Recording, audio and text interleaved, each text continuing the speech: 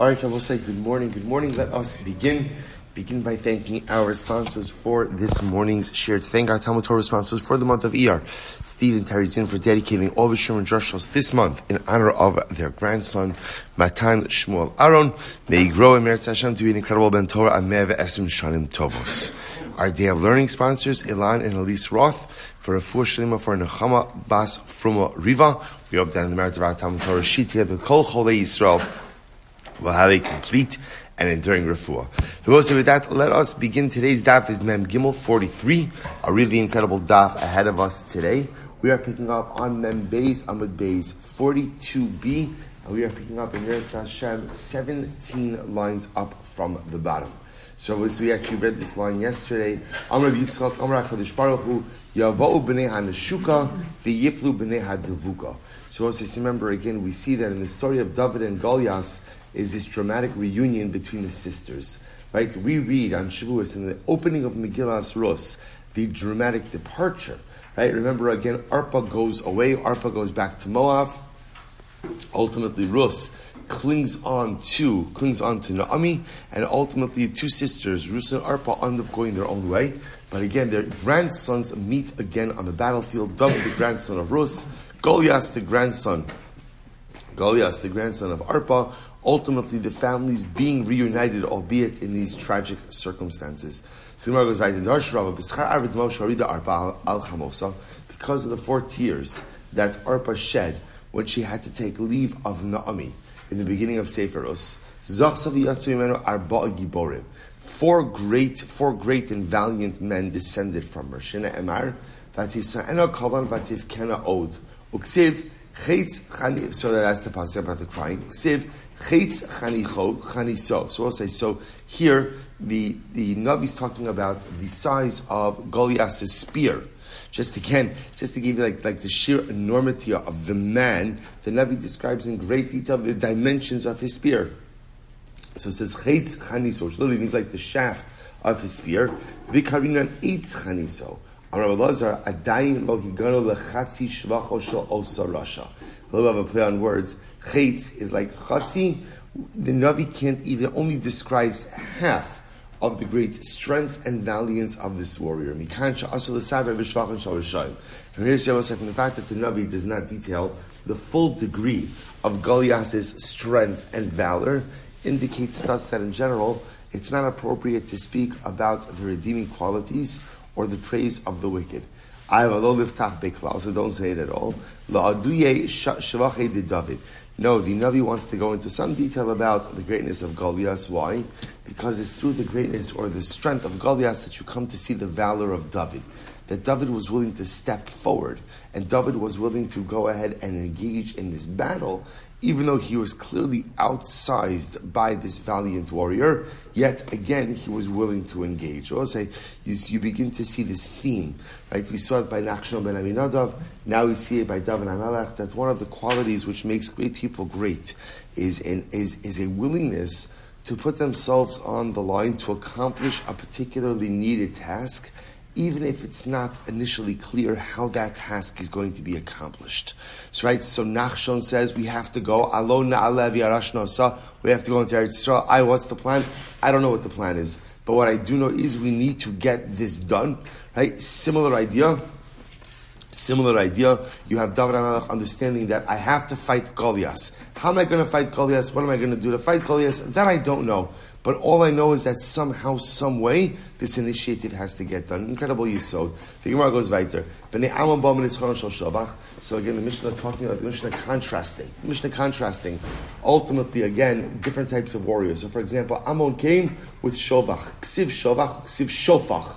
Calls him Shovach, but it also calls Shofach. So which name is it? Rabbi Shmuel Chadam or Shofach Shmo? One says no, his name was Shofach. V'lama nikra Shmo Shovach. So why did it call him Shovach? Sha'asui kishovach. He was built like a dovecote. Literally, again, he was built like a dovecote. The Chad Amar Shovach Shmo. His name was Shovach. V'lama nikra Shmo Shofach. So why was his name called Shofach? Shekalara also Shofach lefanav kikito. Because ultimately, again, Shovach, this warrior of Ammon, was so strong that literally just seeing him made you scared. And how did that fear manifest itself? You would lose control of your bowels, right? You would literally just go ahead and empty yourself. Literally, the waste would just pour out. A person would lose control of their bowels out of fear. So the Gemara goes right there. Now we'll say, now we're switching gears a little bit. Rashi points out over here, Ashpaso kekever pasuach literally means his garbage heap was like an open grave. So Rashi writes over here, we're no longer talking about Shofach or Goliath, rather, Bechayolo shel Nebuchadnezzar ksiv. This is talking about the soldiers of Nebuchadnezzar. Rashi says, fine, soldiers of Nebuchadnezzar. To which the Gemara says, Kulam giborim. They were all strong. Rabbi Shmuel, so what does it mean? Say, Ashpaso kekever pasuach. What does that mean? The garbage heap was like an open grave. What does this mean? Rabbi Shmuel, Rabbi Asi, Chadamar, B'shash shezar kan cheitz osin ashpasos shel chalalim. One says the soldiers of Nebuchadnezzar were so strong that with one arrow, they felled heaps and heaps of bodies. V'shema tomar she'omnin b'krav. They would say, that's only the special forces soldiers. Talmud lomar kulam giborim. They all had this skill. V'chadamar b'shar she'osin sarchein osin ashpasos shel zevel. Others say, it's interesting, that when the soldiers of Nebuchadnezzar leave themselves, they would go ahead and leave behind piles and piles of excrement. Okay, it's not a usual type of praise, but the Gemara says, V'shema tomar, listen to this, V'shema tomar mipnei shecholi me'ayim heim. I says the Gemara, well, maybe they just have like some type of stomach issue. In other words, why is this representative of some type of gvura? Talmud lomar kulam giborim. Ultimately, they were strong. So I'll say the idea seems to be they were strong, big people, ingested a lot of food in order to be able to keep up their strength, and therefore, again, excreted a tremendous amount as well. Amra Mari.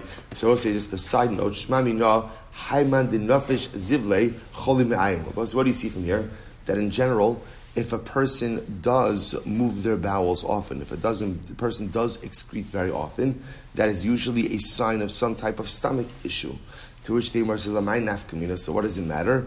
Litrach benafshe. So I will say, what is it, litrach benafshe? Rashi says, levakish lo refuos terem yichbad choli alav. It means ultimately seek out a remedy.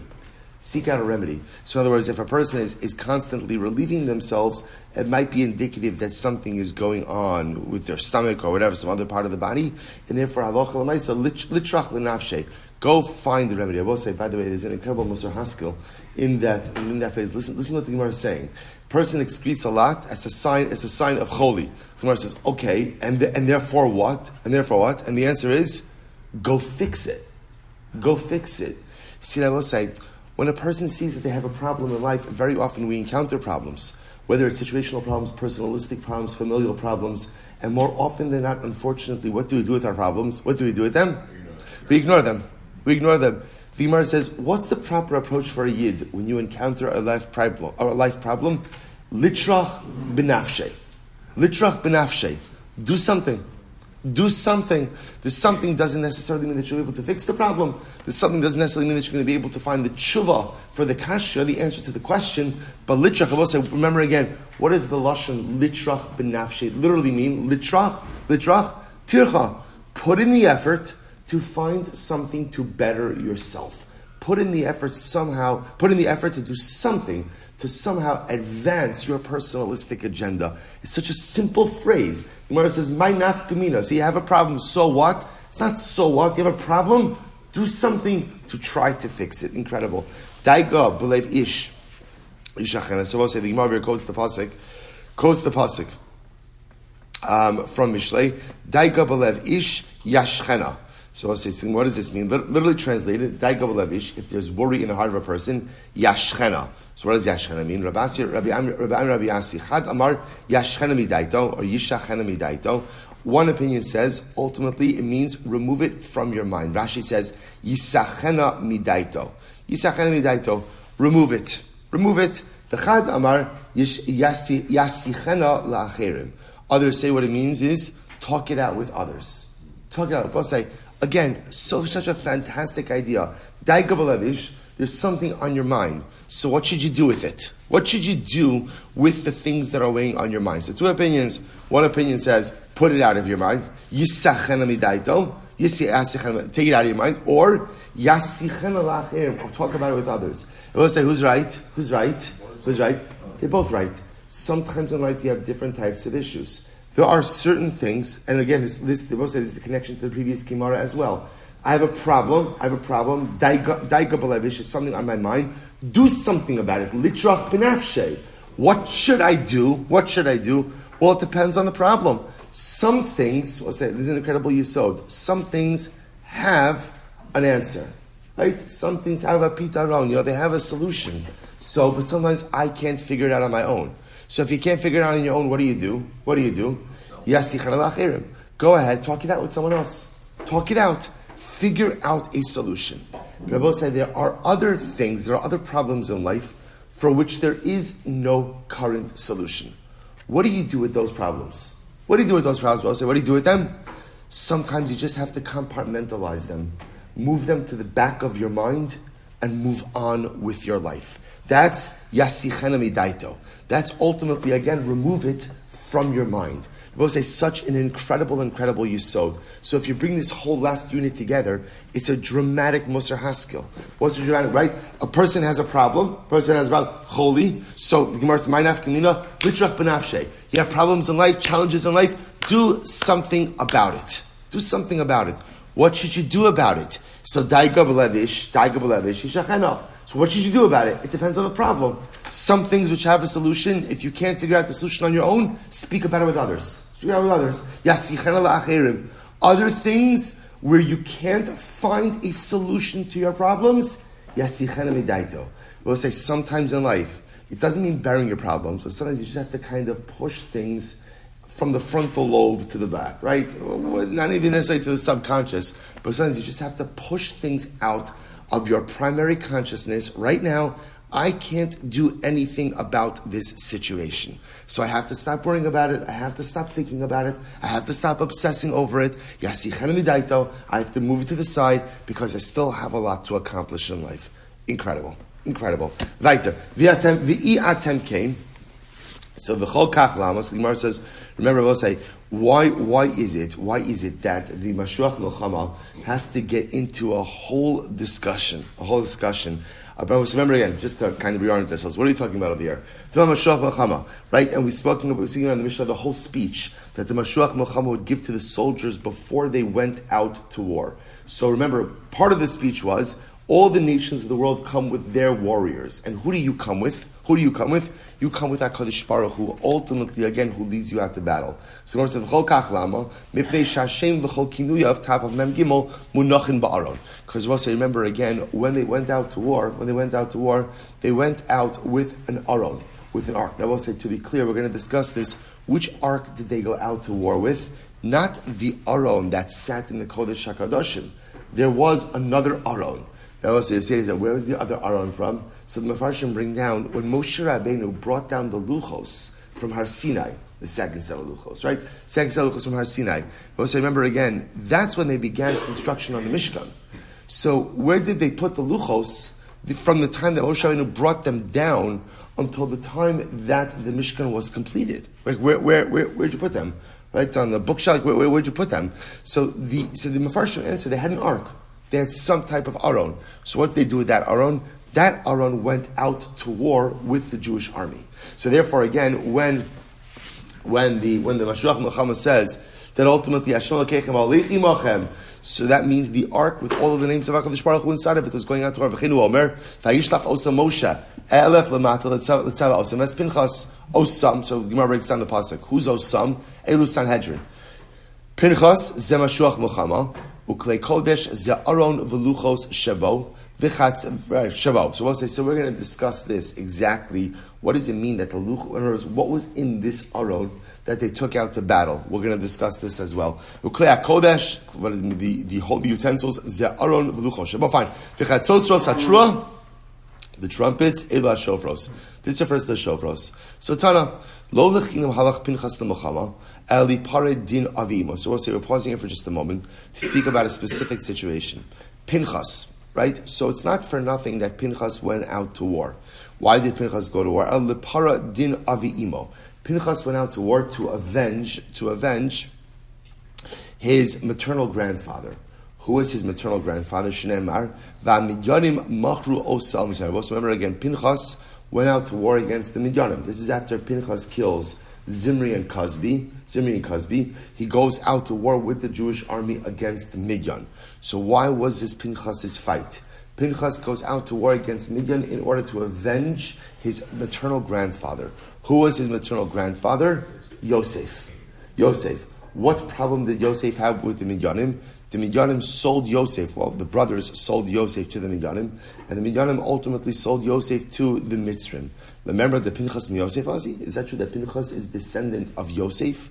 V'haksiv ve'Elazar ben Aharon lakach bo mibnos Putia lo liisha. But the pasuk says that Elazar ben Aharon took from the daughters of Putiel. Right? Remember again, Pinchas is the son of Elazar. So it says that Elazar married from the daughters of Putiel. Who's Putiel? My love, the Asim Yisro. Shepitem agalim la'avodos kochavim. They will say, is this not ultimately, isn't Putiel Yisro? So why is Putiel called Yisro? Because Yisro fattened calves for avodos kochavim. So it's interesting. So that was his name, Putiel. That's one of the descriptive names that he was known by. So you see from here that Pinchas is not descendant from Yosef. Pinchas is descendant from Yisro. To which the Gemara says, Lo, mi Yosef shepit peit biyitzro. No, what it means is Putiel is actually Yosef. Putiel is Yosef. Why does it call Yosef Putiel? Shepit peit biyitzro. Literally, Rashi says, Zilzel v'kavash. He was able to degrade and ultimately capture his Yetzer Hara. Right? Remember again, I will say, referencing back to the story of Yosef and Eshes Potiphar, where in a moment of incredible desire, Yosef was able to go ahead and rein in his Yetzer Hara. But the Shvatim were going ahead and degrading Pinchas, and they were saying, Re'isem ben Puti shepitim avi imo agam la'avolos kochavim yarog nosim Yisrael. After Pinchas went ahead and killed Zimri, who was a Nasi, was a tribal prince, so the Shvatim said, what are you doing? You who grandfather literally worshipped fattened calves, ultimately to have Avodah Zarah, you're going to come, you have the chutzpah to come along and to go ahead and kill a prince of Klal Yisrael. So also see the point, leaving that entire exchange on the side, the point over here is you see that Pinchas is not a descendant of Yosef, Pinchas is a descendant of Yisro. Rather, what you have to say is as follows. Either, two possibilities. Either his maternal grandfather was from Yosef, then ultimately his maternal grandmother was from Yisro. Or if his maternal grandmother was from Yosef, his maternal grandfather was from Yisro. In other words, the point the Gemara is making is he was descendant of both. He was descendant of both of Yisro and of Yosef. I will say, we learn this in the fact that the name Putiel is written in the longer form with the Yud. Could have been written without the Yud. The fact that it's ultimately written Putiel with the Yud indicates that it's teaching us two things. Two people, right? Putiel means two things. Shepitem agalim la'avodos kochavim, fattened calves for avodah zarah. That's reference to the fact that Pinchas descended from Yisro. Second possibility of the Yud, shepit peit biyitzro. He's someone who went ahead and conquered his Yetzer Hara. That's a reference to Yosef. Incredible. We'll say Viter, Mishnah. V'dibra shotrim ala am lemar. So what does it say now? We get into, remember, we saw in yesterday's daf, there are two speeches that were given, right? Two drashas. Drasha number one was given where? It was given where? At the border of Eretz Yisrael, right as soon as they left. Drasha number two, at the front of the line, right, front lines, right when they're about to go out to battle. So what does it say now? The officer spoke to the nation and they said, Mia ish asher bana bayis chadash v'lo chanacho yelech v'yashav lebeso. Who is the person? Well, see, now we're going to get into the list of exemptions. Who is the person who built a home and did not dedicate it? Literally did not dedicate it. What it means is did not live in it. Ultimately, go back home. Next. So we'll say, what kind of house? This is whether you built a house for straw, beis habakar, a stable, beis ha'etzim, wood storage, beis ha'otzros, a silo, or echad habona ve'echad halakeach, whether you bought it, or whether you built it, whether you purchased it, ve'echad yorish, whether you inherited it, ve'echad shenasa l'matana, or whether you got it at a gift. So we'll say, so interestingly enough, what we see is, it sounds like we're going to talk about this more in the Gemara, but the home need not be a primary domicile. But rather what we're going to see is, as long as the home could serve as a technical domicile, ultimately, again, you could return from war because of it. Next, Who is the person ultimately, again, who planted a vineyard and did not yet get to partake of it? So we'll say, what does this mean? Is whether you actually planted a vineyard, or you planted 5 fruit trees,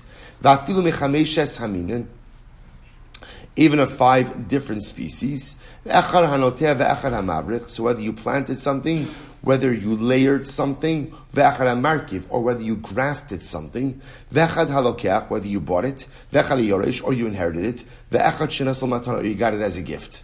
Got it as a gift. Okay, well, again, we're going to define all these different categories in the Gemara. Next, who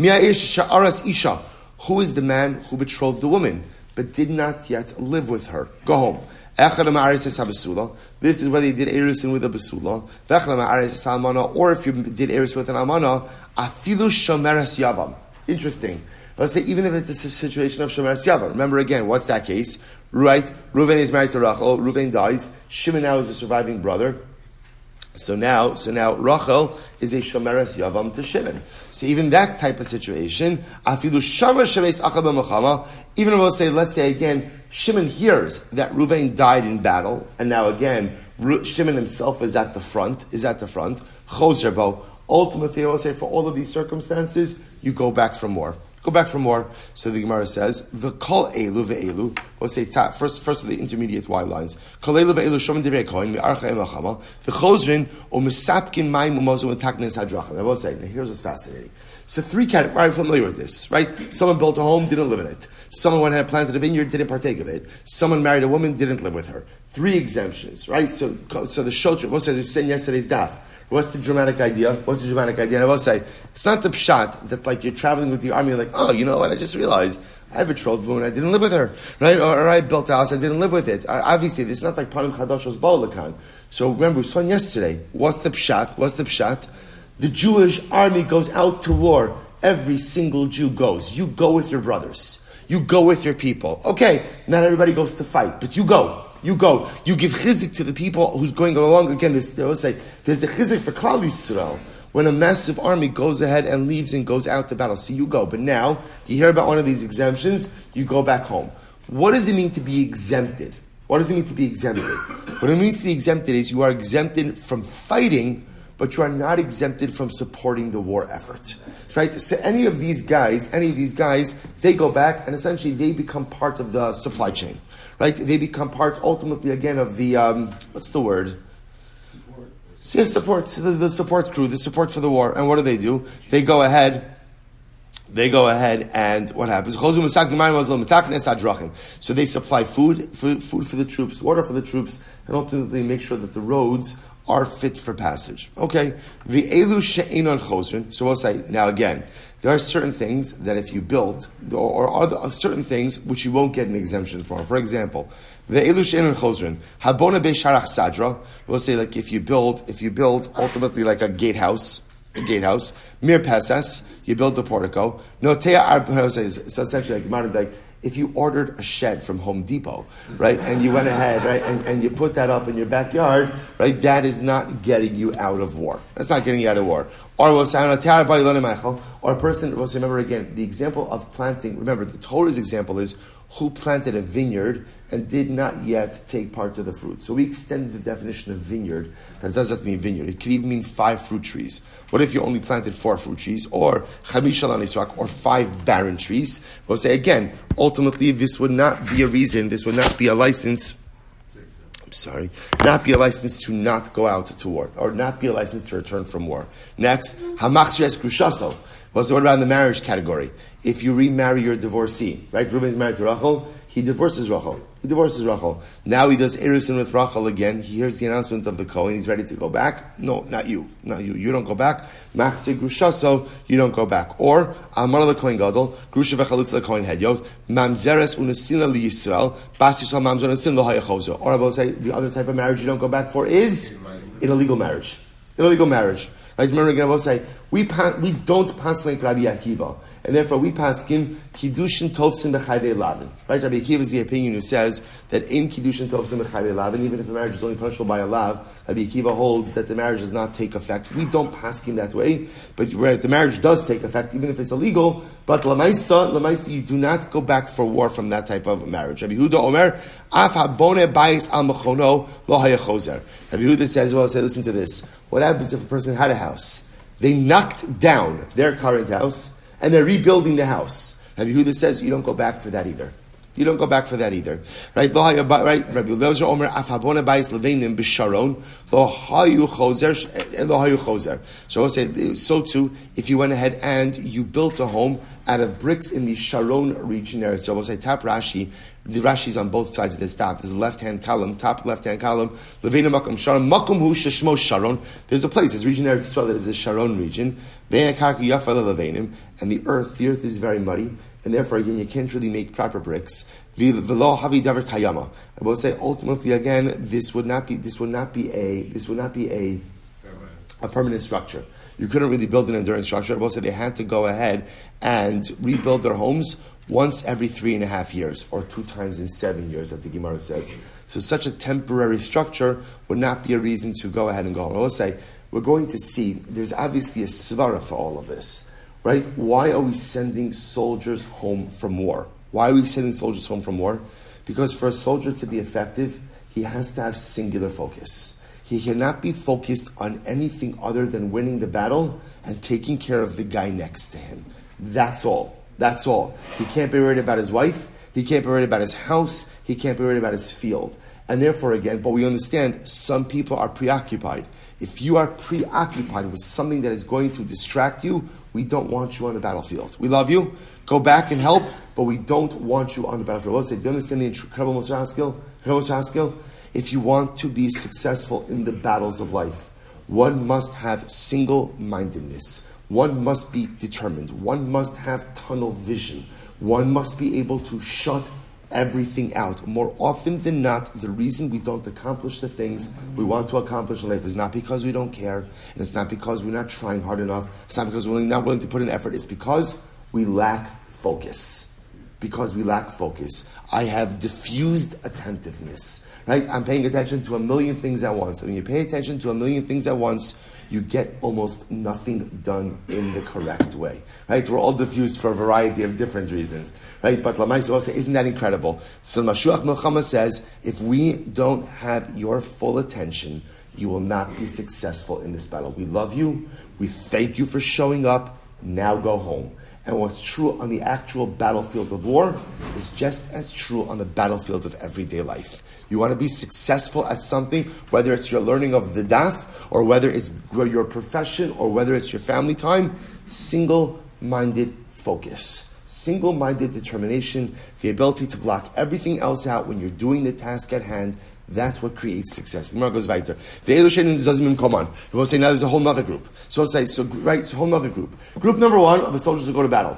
Group number 2, soldiers who are exempted from battle, go back home and support the war efforts.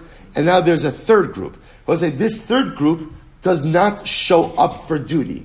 Right? This third group, when the army gathers, don't even leave their homes. Who are they? Bana Bais V'Chancho. This is a guy who built a home, and he's living within his home. Right? He built a home, he's living in it, but he's not yet living in it a full year. Right? So the Gemara says, or not a kerem v'chillo, or a person planted a vineyard, and he's partaking of the fruit in the first year that it's permitted to do so. Right? He's in the first year, no se sarusaso. Ultimately, again, men got married, and he's during Shana Rishona. In his first year marriage, hakonis es yivimto, or a man married is yivama shneimar, v'naki yeh lebeso shana achos. Pasuk says, he shall be to his home, naki, freed from all responsibilities for a full year. Lebeso, zebeso. Beso refers to one who built a home and is living in it. Yihya, zekarmo, that refers to his vineyard. V'simach es ishto, zu ishto, that refers to his wife. Asher lokach, lahavi es yivimto, comes to include ultimately yivam. So we'll say, this is incredible. So in this third category, these are the people who are in Shana Rishona. First year of living in a new home, first year, of partaking of the vineyard, first year of being married. These individuals, I will say, when the call-up comes, they don't even have to leave. They don't have to leave. They remain exactly where they are, doing what they're doing. Furthermore, in Mesapkin Mayim Umazon ve'Imetaknes Hadracha. We'll say not only that, but they are not obligated to support the war effort at home. Now we'll say we're going to discuss this because this is like why. Why? It's beautiful. It's absolutely beautiful, especially the Shana Rishon of marriage. It's fantastic. We'll discuss the Svara and the Hashkafa behind each of these categories. Let's go back to TORAH Banan. V'dibra Shotrim. Pasuk says the Shotrim will speak. Yochel Vram Shalatzman. So we'll say, so you might have thought the Shotrim kind of get up and just give their own pep talk. Kishu Omer ve'asifa Shotrim harid Vram Shalatzman. So we'll say there is a space, right? There is time for the Shotrim, or essentially the commanders of the army, to give their own divrei chizuk to the troops. Hasid Gemara says, "Ma'ani nakayim v'dibra shotrim, but divrei meshuach Nechama kasam medaber." What's when the pasuk says v'dibra shotrim, what they're actually conveying are the words of the Mashuach Nechama. The Mashuach Nechama gives a message. He can't right now. Everybody could hear him. So he gives it over to the shotrim. The shotrim convey it to the people. Ha-Ketzad. So we'll say, how does this work? Kohen Medaber. So the Kohen Mashuach Nechama, he gives the message. The Shoter Mashmiya. Kind of like a Turkman, I will say. Right? So the Mashuach Nechama, he gives the drasha. And then the Shotrim, their job is to disseminate. Tani Chad. So we'll say, here's the problem. Tani Chad. Kohen Medaber, Shoter Mashmiya. So we'll say, so one place it says, the Kohen speaks, and the Shoter spreads the word of the Kohen. The Tanya Idach, another place it says, Kohen Medaber v'Kohen Mashmiya. The Kohen speaks, and the Kohen says it over to the people. The Tanya Idach Shoter Medaber Shoter Mashmiya. And third Brisa says, "I'll say what? The Shoter speaks, and the Shoter conveys it over to the people." So who's speaking and who's conveying? Rabbi Hakei said it's not a problem. We'll say there are different speaking parts in preparing the army for war. Mi v'nigash ad v'dibru, from the section of Torah v'nigash until v'dibru. Kohen Medaber v'Kohen Mashmiya. The Kohen speaks, and the Kohen is the only one speaking. So the Gemara says, "Mi v'dabru ad v'yasifu Kohen Medaber v'Shoter Mashmiya." For that next section, the Kohen speaks, but the Shoter conveys it over. Mi v'yasu ve'elach Shoter Medaber v'Shoter Mashmiya. We'll say the last part, Shoter speaks, and the Shoter conveys the message to the people. So we'll say, so essentially again, there are three different speaking parts, so to speak, in preparing the army for war. Two of them are done by the Kohen Mashuach Nechama. One of them by the Shotrim. Incredible. Me'ish Asher Bana Bayit. We'll say, let's analyze this a little bit. Who is the man who built a home? Who built a new home? So TORAH Banan, Asher Bana, Ainli Ela Bana. So we'll say, so when you look at the passage in the Torah says, who is the man who built a new home, but has not yet lived in it? So we'll say, built sounds like what? Bana means what? You build it. You build it. So the Gemara says, Lakach, the Yarash, V'nitla Matan Minayin. How do you know that it even applies to a home that he purchased? A home that he inherited, or a home that he was gifted? Talmud Lomar, Mia Ish Asher Bana Bayis. So we'll say, the pasuk didn't have to say Ish. It could have just said, Mi Asher Bana Bayis. The fact that it added in the word Ish ultimately again indicates that it's referring even to other situations other than actual building. Look at Rashi. Mia Ish Ribuyahu Tamatzil Mechtav Mi Asher Bana Mi Asher Bana. Rashi will say on the left hand side of Atkan lines are from the bottom. Miloksiv Asher Bana Bayis Darash Bey Bana Mikol Makom. Shabbos says, so the idea over here is the extra ish teaches me it's not just someone who built a home, but rather it's someone who has a brand new home in which he has not yet lived. So whether you built it, whether you bought it, whether you inherited it, or you gifted it, fine. Emi alabayis, minayin rabos beis hataven, beis habakar, beis heiz beis. I was supposed to say, so bayis, b'pashtos means what? Primary domicile. So how do I know that this exemption applies not just to a primary domicile, but to other important structures as well, like a house for storing straw, a house for your cattle, a house for your wood, and a house ultimately again for your otsar? A silo, a gathering place, which often means olives. Right? The Gemara says, Asher bana mikol makom. Because what's the Torah use lashon of Asher bana? We look at Asher bana kind of on its own, that you built. So it doesn't have to just refer to a primary domicile, but rather it could refer ultimately again to any structure. So Yachal Shanimar Ba'afa Bana Be'Sharach Sadra Omer Peses. So maybe it even refers to even I will say non-domicile like structures, like for example a gatehouse, right, or a portico. So the Gemara says Talmud Lomar Bayis. Therefore, no, the Torah says bayis. It has to have the tzur, the structure of a home. Ma bayis haroy ledira, af kalorei ledira. So we'll say, by the way, that's going to be the answer.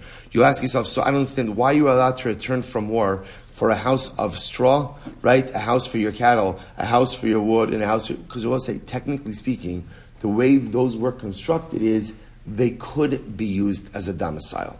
Right? So contrast that with a gatehouse or a guardhouse that cannot be used as a domicile. That's the chap. Even though, again, I'm not using it as a domicile, but because it is domicile worthy, therefore, halacha l'maisa, you could go back for more from it. Incredible. So the Gemara goes weiter. The Gemara says, good. Rabbi Elazar ben Yaakov Omer bayis kamashmao. He holds ultimately again. Bayis means exactly what it sounds like, right? A home. V'lo chanach v'lo chancho. So let's listen to this. So ultimately, again, you did not go ahead and literally inaugurate or consecrate it. Prat legazlan. So we'll say this is very interesting. So remember, the pasuk says v'lo chancho. You did not consecrate it or inaugurate it for yourself. I will say, why doesn't it just say v'lo chanach? You write it wasn't used. Why does it say v'lo chancho in the possessive? Prat legazlan. This is incredible. I say, listen to this. Imagine for a moment the guy goes out to war, right? He's listening to the instructions, and the Kohen says, okay, who is the person who has a new house that he has not yet lived in? And Reuven's thinking to himself, you know what? I just stole this house from Shimon, and I realized I haven't lived in it yet. So therefore, again, the Gemara says, what Rabbi Elazar ben Yaakov says, v'lo chanacho means you have not inaugurated, consecrated, or utilized something that is what? Something that's yours. Prat legazlan comes to exclude someone who has stolen something. You can't go back from war for that. You'll say to yourself, one second, if the guy is a thief, why would you think that he would be heeding the word of the Kohen? Why do you think we're heeding the word of the Kohen? So I'll say, so remember, you're doing this all the time. We're all a shtickle hypocritical, right? There are things in my Yiddishkeit that I do very well, and things that I flagrantly violate. It's the nature of the human condition to live with some degree of hypocrisy. In any given moment, I'm doing great things in certain areas in life, and I'm absolutely in the wrong in other areas. And that's okay. That's what it means to be a person. Only the Ribono Shel Olam is thoroughly genuine. And only HaKadosh Baruch Hu is thoroughly perfect. In any given moment, I am in a state of inequilibrium. Is that the right word? Inequilibrium? Good, in equilibrium, it is now. Right? In equilibrium, right? So the Ma'aseh is so incredibly important. I could be doing mitzvahs in certain areas and doing terrible averos. So you could have a guy who's willing to go out to war. He wants to be good with the instructions of the Kohen, but he stole a house. It's not a contradiction. Or I should say it is a contradiction, but it's a contradiction that all of us live with. So the Gemara goes weiter. So Leima Dol Rabbi Yosef Galili. Suppose we're going to see this later on. This opinion does not shtim with Rabbi Yosef Galili. Why did Rabbi Yosef Galili ha'amar v'rach halevav? Well, so we're going to see later on that after the Kohen goes through all of the exemptions, another exemption is someone who is soft of heart. We're going to see it's a machlokes. What does it mean to be soft of heart? So the Gemara says Zeh. Rabbi Yosef Galili says Zeh misyare amud beis me'avero shabiyado. So I'll say. So ultimately, again, this is incredible. This is incredible. Rabbi Yosef Galili says, what does it mean soft of heart? Soft of heart means someone who is afraid of his averos. I'm in battle, right? Or I'm about to go out to battle. Like the Kohen says, if you're soft of heart, afraid, don't come out to battle. What does it mean to be afraid? Rabbi Yosef Lili says, of my averos. I know that I have averos that I've done, and I'm really worried that I do not have the requisite zechuyos to be able to be successful in battle. So I will say, according to Rabbi Yosef Lili, the guy who stole the house should be able to go back from battle, not just because he has a house that he didn't live in. Rather, why should he be able to go back? Why? He's a thief. And if you know that you have outstanding averos, Rabbi Yosef Lili says, don't go out to battle. Don't go out to battle. I will say, we're going to talk about, you think to yourself, that must have been one small army. Right? One small army. I will say, we'll talk about it. The Gemara says as follows. I feel Rabbi Yosef Lili, ki gom da avad tshuva v'yadame.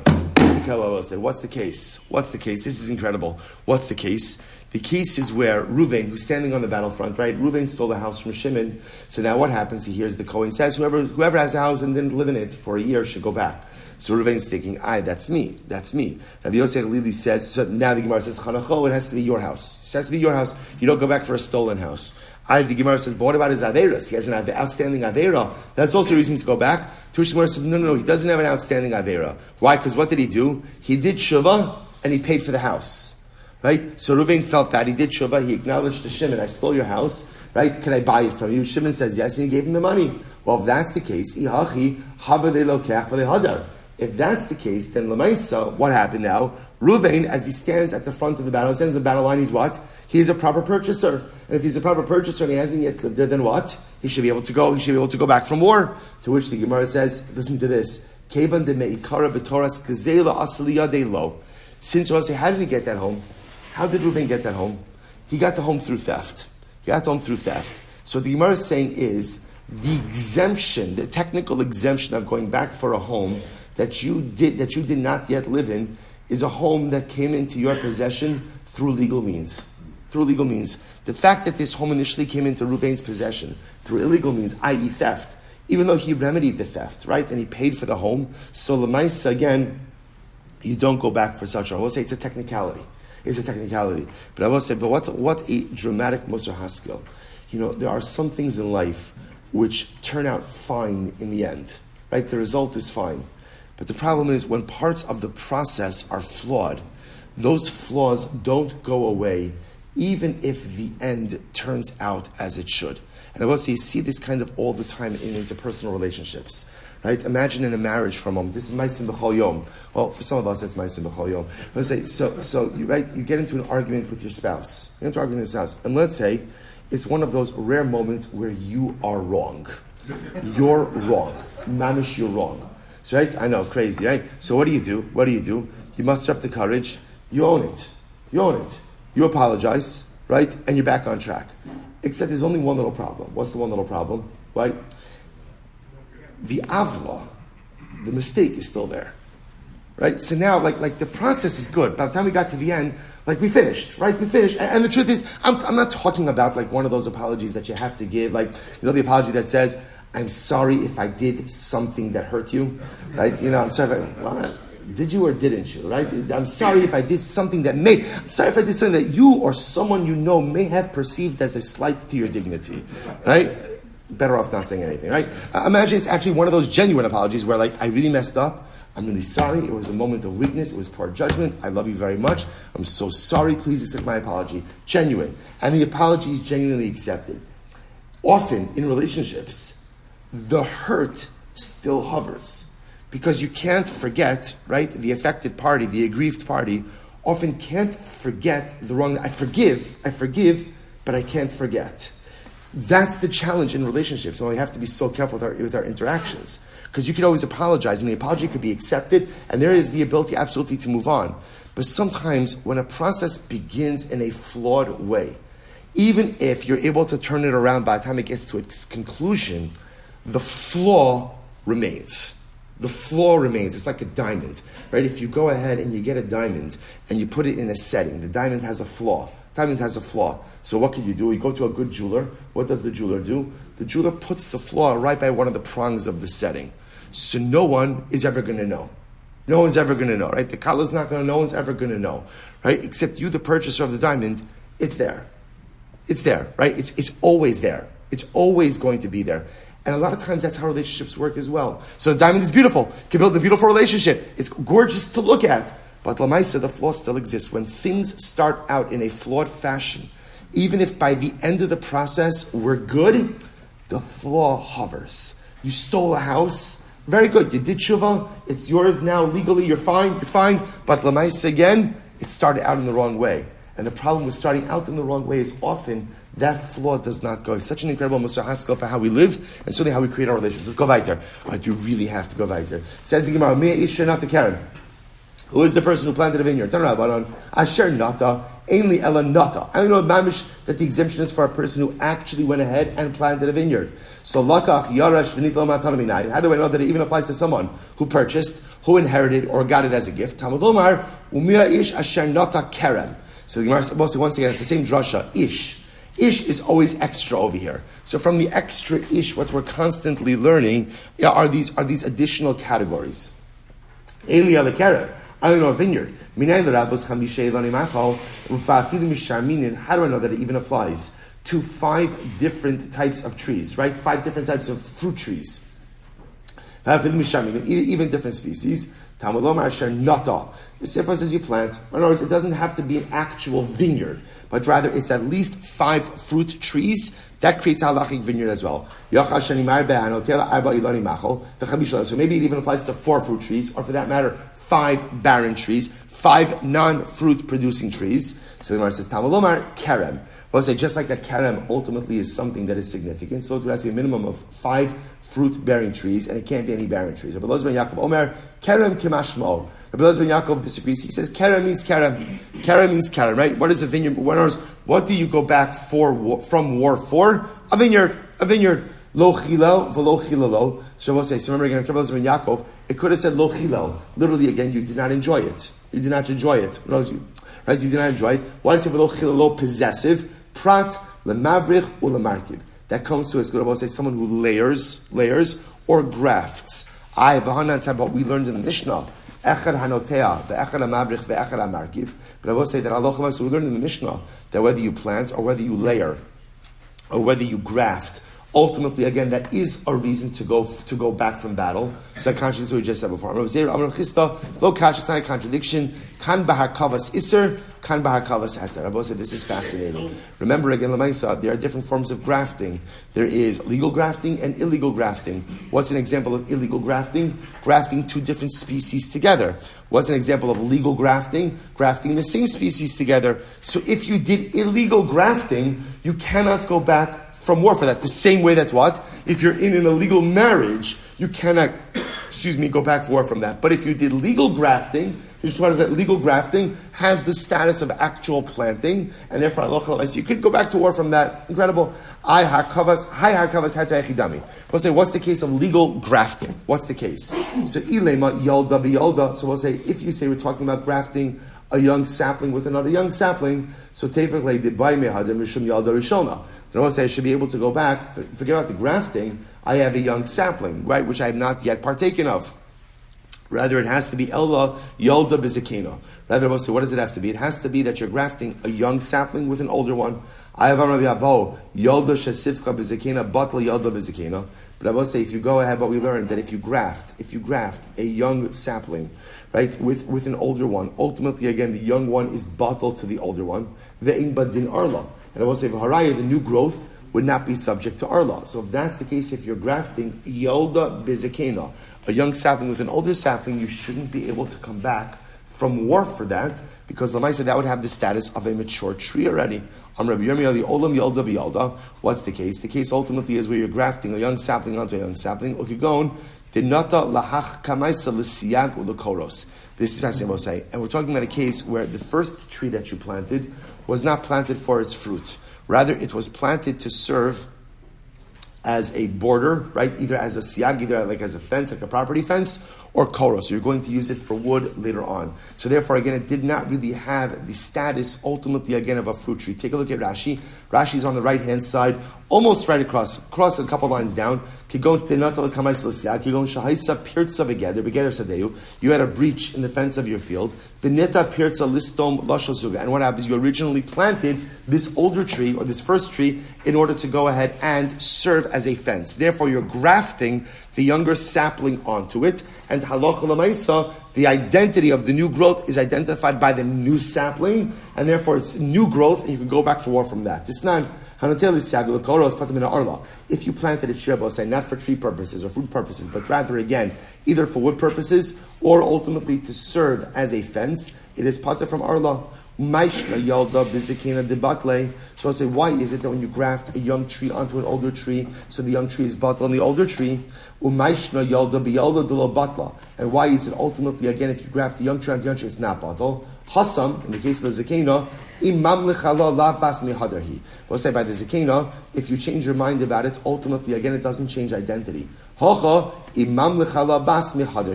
say in this case over here, where the first young sapling was planted for a fence or for wood, if you change your mind about its identity and now want to utilize it as a fruit tree, ultimately again it regains its identity as a fruit tree and will be subject ultimately again to arla. Midi dahava alume elehen. It's no different than produce that grew on its own, or trees that grew on its own. This non alume elehen. Ultimately again, if halacha l'maisa it grew on its own, chayavin ba'arla. Ultimately, it would be subject to our letter. So we'll have to stop over here. All right, we're fine. We're gonna be all right.